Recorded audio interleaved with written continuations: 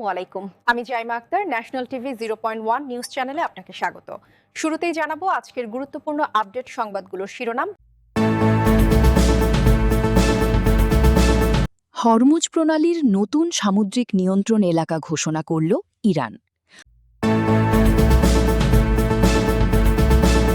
হরমুজে যুদ্ধজাহাজে হামলার ইরানি দাবি, যা বলছে যুক্তরাষ্ট্র। পশ্চিমবঙ্গে জয়ের পথে বিজেপি। ইরানের হামলায় ক্ষতিগ্রস্ত ১৬ মার্কিন সামরিক ঘাঁটি।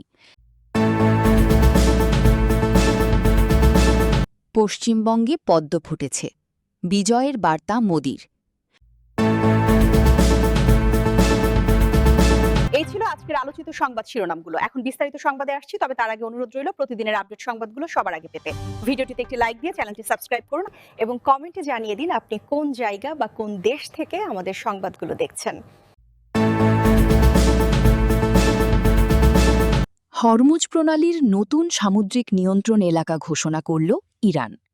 হরমুজ প্রণালীর যে অংশটি তাদের নিয়ন্ত্রণে রয়েছে তার একটি নতুন মানচিত্র প্রকাশ করেছে ইরানের বিপ্লবী গার্ড বাহিনী আইআরজিসি নৌবাহিনী। সোমবার দেশটির রাষ্ট্রীয় সংবাদ মাধ্যমের বরাত দিয়ে এই তথ্য জানানো হয়েছে। প্রকাশিত মানচিত্র অনুযায়ী এই নিয়ন্ত্রিত এলাকাটি পশ্চিম দিকে ইরানের কেশম দ্বীপের পশ্চিম প্রান্ত থেকে সংযুক্ত আরব আমিরাতের উম্মুল কোয়াইন আমিরাত পর্যন্ত বিস্তৃত একটি রেখা দিয়ে শুরু হয়েছে।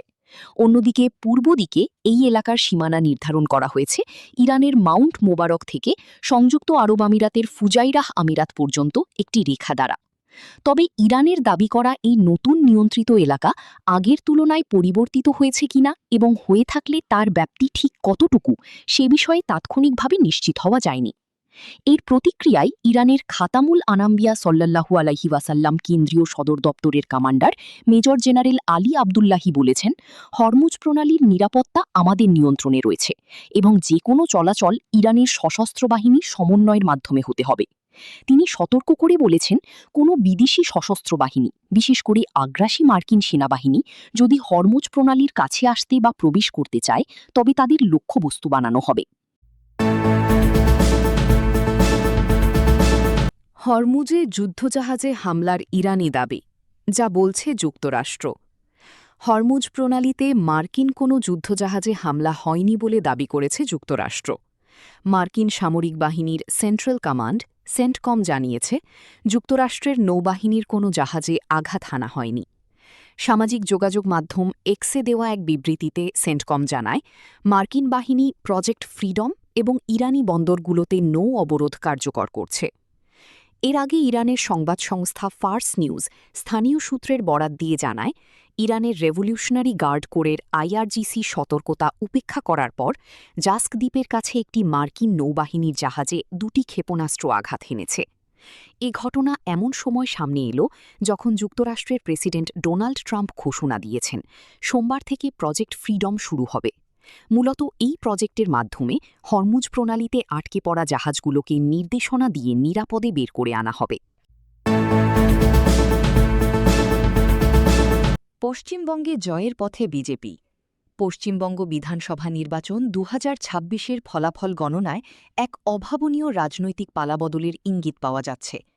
দীর্ঘ 15 বছর ক্ষমতায় থাকার পর মমতা বন্দ্যোপাধ্যায়ের নেতৃত্বাধীন তৃণমূল কংগ্রেস পরাজয়ের দ্বার প্রান্তে দাঁড়িয়ে আছে।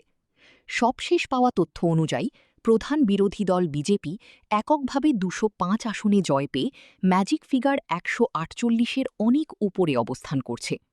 দ্বিতীয় অবস্থানে থাকা তৃণমূল কংগ্রেস এখন পর্যন্ত 82 আসনে জয় পেয়েছে। বিশেষ নিবিড় ভোটার তালিকা সংশোধন বা এসআইআর প্রক্রিয়ায় বিপুল সংখ্যক ভোটার বাদ পড়ার পর অনুষ্ঠিত এই প্রথম নির্বাচনই রাজ্যের শাসক দল বড়সড় বিপর্যয়ের মুখে পড়ল। এবারের নির্বাচনী মূল লড়াই ছিল তৃণমূল কংগ্রেস এবং বিজেপির মধ্যে।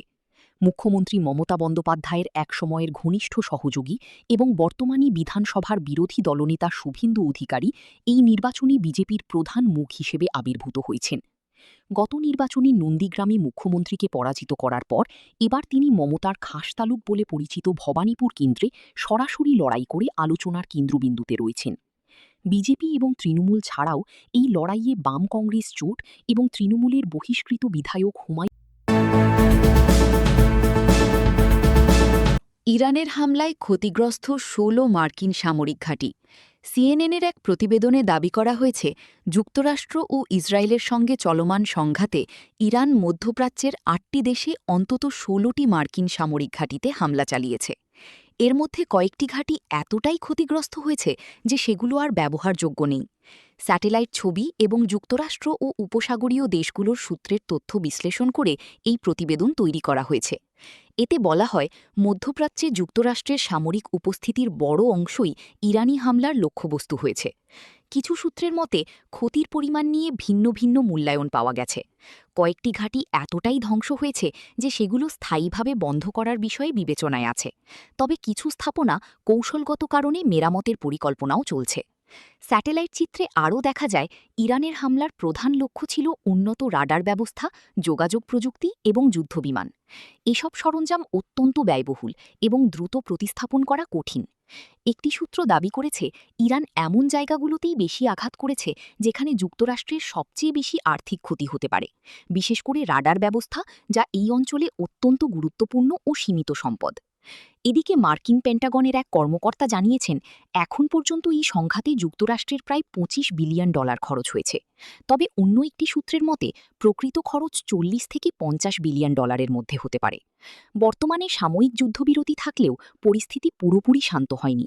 মার্কিন প্রেসিডেন্ট ডোনাল্ড ট্রাম্প জানিয়েছেন, ইরানের সঙ্গে চুক্তি নিয়ে অগ্রগতি হচ্ছে না বলে তিনি হতাশ।